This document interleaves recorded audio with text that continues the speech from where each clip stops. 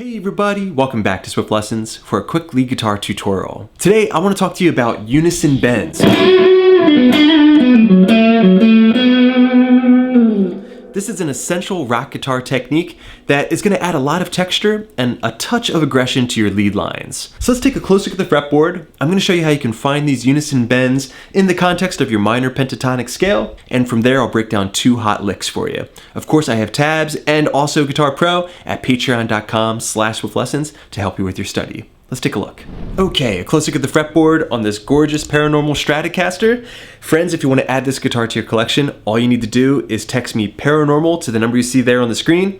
You'll be a part of a very small group of people eligible to win this guitar. I'll be announcing the winner on October 1st. Okay, unison bends, what are they?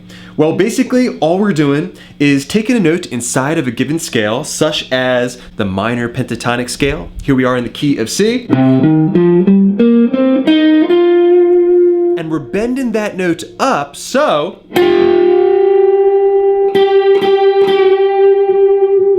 it matches the note that we have on the adjacent string. Okay, so to do this, let's play the note that we have right here on the 10th fret of the G string. That's going to be an F note. All right, we're in that minor pentatonic scale. And I want you to practice bending that note up as you hold the 8th fret of the B string. That's going to be a G note, the note that we're bending up to. Okay, so we're taking F and bending it up to G and matching it with the G note that we have here on the B string. Now, one very professional touch here is to practice vibratoing once you get to the top of that bend. And that definitely takes some practice. Now, what I recommend you do is wrap your thumb over top. It's just going to give you a little bit of leverage and make it a little bit more comfortable as you vibrato. Now, we can also do this on the B and the high E string, but now we're going to have to spread our fingers one more fret apart. All right, to match those 2 notes together. Okay, so now we're playing a B flat note, bending it up to a C note, and matching it to the C that we have here on the 8th fret of the high E string. So do that real slow.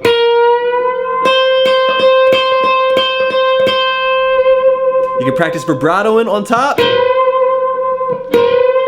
Just wiggling that top finger as best you can with an upward and downward motion.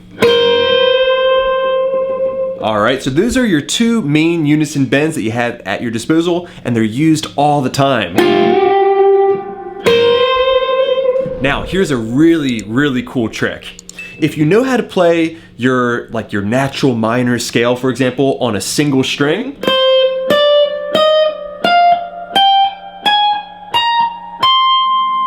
we can actually play that scale with unison bends, and this is a classic rock trick.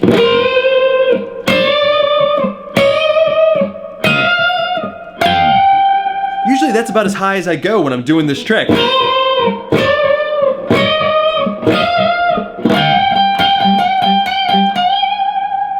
And that just sounds so cool. And you could do that also here on the G and B string.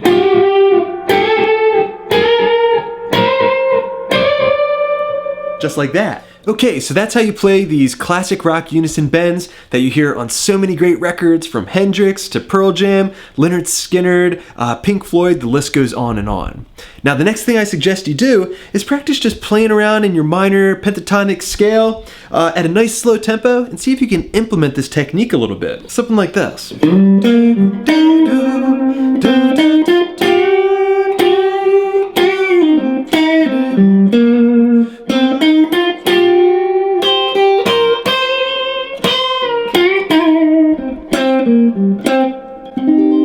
Something along those lines. Okay, so now that you have the basic concept down, you know how to find those unison bends, let's see if we can learn some licks. Okay, taking a look at lick number 1, this is your first example. Looks and sounds like this.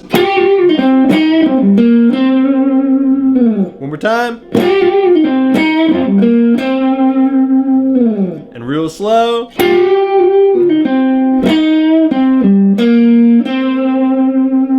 All right, with that, you can picture a kind of funky little rhythm.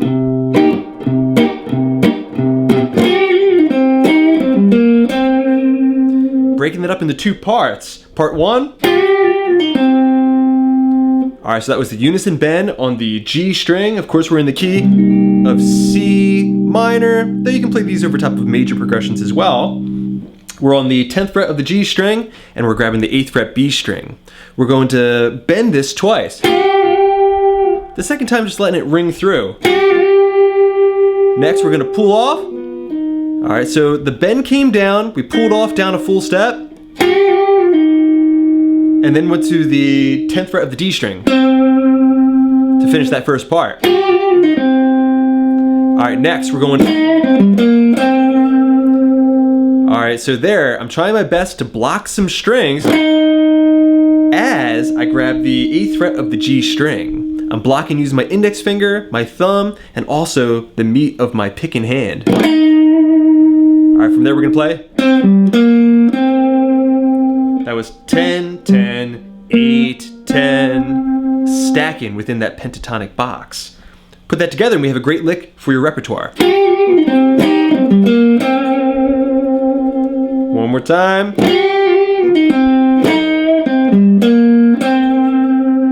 All right, see if you can play it over that rhythm.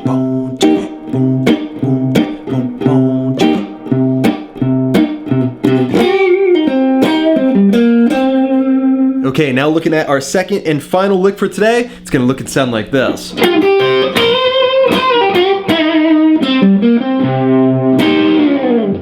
One more time at full speed.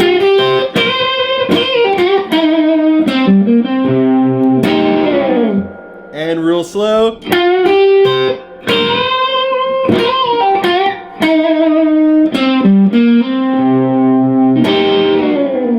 Okay, breaking that up into three parts. Part one,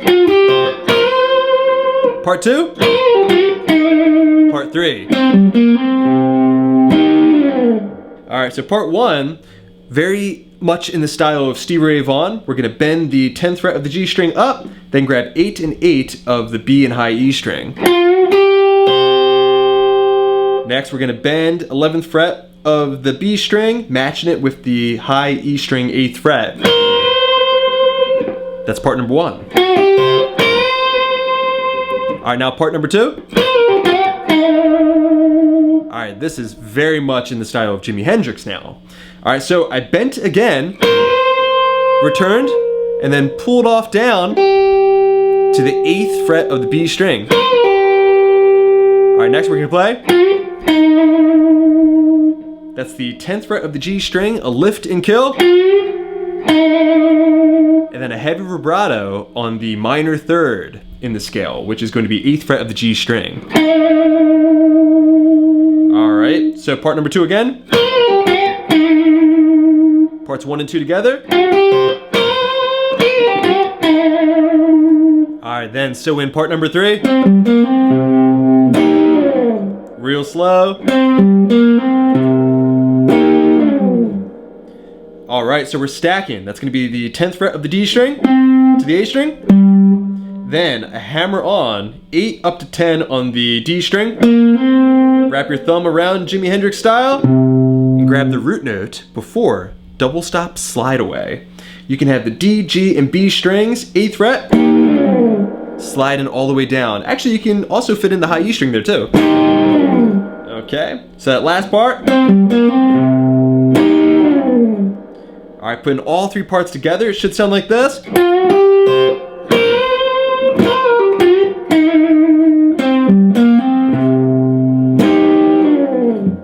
And at full speed.